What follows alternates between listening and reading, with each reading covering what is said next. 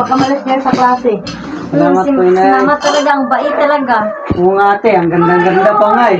Kami nagkakilala ng papa niyo noon kasi sumali ako sa pageant at isa siya sa judge. Kaya pala, ganun kayo nagkakilala ni Itay, Nay. Di ba ate? Oo nga, Junior. Gusto ko rin maging kagaya niyo, Inay. Di ba ate? Oo. Ano yung sinasabi mo, Junior? Na gusto mong kagaya mong nanay mo? Di po Itay, ang sabi ko po, gusto ko pong kagaya ni Inay na mabait.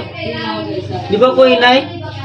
Ganun tayo. Gusto lang ng anak natin na maging kagaya ko, mabait.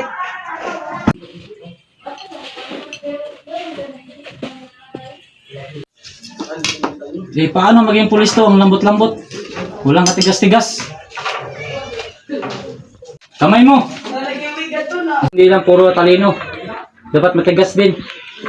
Naintindihan mo ba, Junior? Opo Tay. Hindi kita marinig. Opo Tay.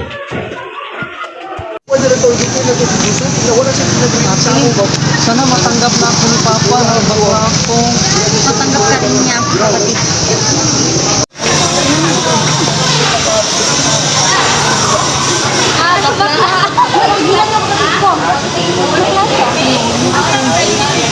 Start.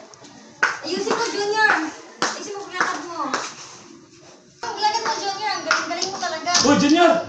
Nagbakla-baklaan ka? Tama na yan, Tay! Tama na! Lumayag sa pamamay ko, ah!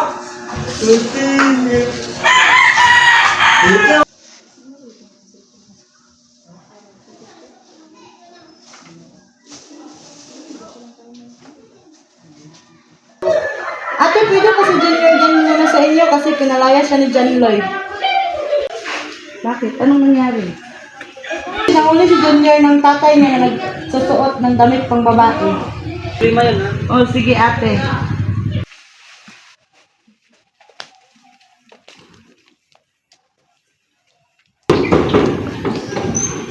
Umali ka dito, Junior. Tuloy ka, tuloy. Salamat po tita.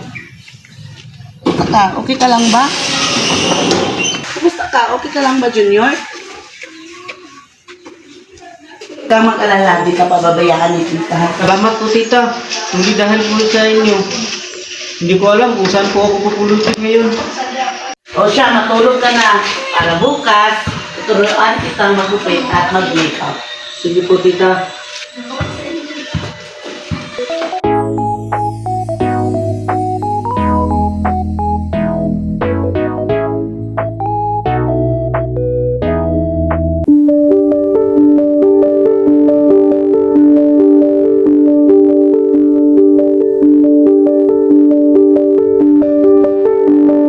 Tay, ito na ang gamot mo. Nay, ikaw pala yan. Kumusta na pakiramdam mo? Siya nga, kamusta na kaya itong Junior natin? Okay naman siya. May sarili na siyang negosyo. Mabuti naman ay. Alam mo na ba nga, kahit bakla yung anak natin, miss na miss mo na siya. Ako rin, Tay. Alam mo ba, kahit bakla yung anak natin, miss na miss ko na rin siya. At sana mabuo na yung pamilya natin. Patawad kaya ako ng anak natin. Siyempre naman, Tay. Tulong-tulong ang asawa ko! Anong nangyari, Nay? Dalhin po ba natin sa ospital? Hello Nay. Napatawag po kayo. Ang tatay may nagkakit sa puso. Nandito kami sa ospital ngayon. Ano? Saan ospital po Nay? Alam niyo naman po na si Itay may galit sa akin, di ba? Anak, hinahanap ka ng tatay mo kanina. Hindi po Inay. Papunta na ako dyan. Nay! Ate! Kamusta po si Itay? Okay naman siya. Kulang lang daw sa tulog at pahinga, sabi ng doktor. Ganun po ba Inay? Ingat, ikaw ba yan? Opo Itay. Ako po ito.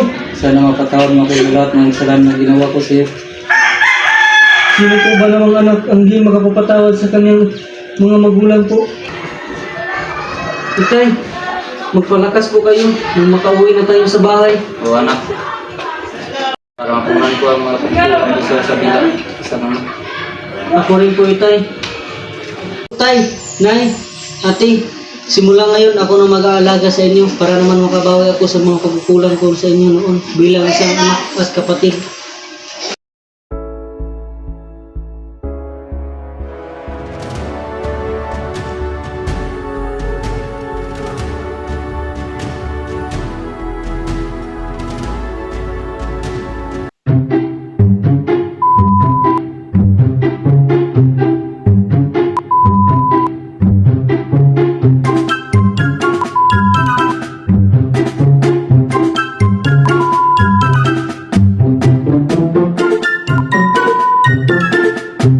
Junior.